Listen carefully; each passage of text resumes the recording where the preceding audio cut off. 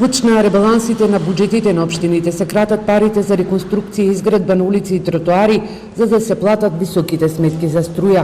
Прва општина од истокот која го направи е Кочани.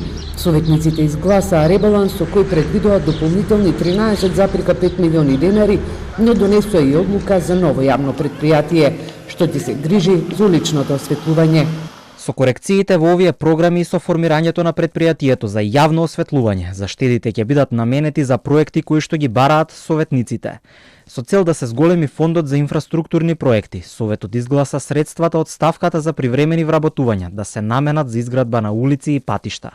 Енергетската криза им зададе тежок удар пред се на комуналните предпријатија. Здруженијето Атком се уште го чекаат одговорот од владата, до која испорачаа барања за полесно да ја пребродат кризата, враќање во повластена тарифа како граѓаните, но и поедноставни процедури за трансформација на градежно земјиште за соларни централи.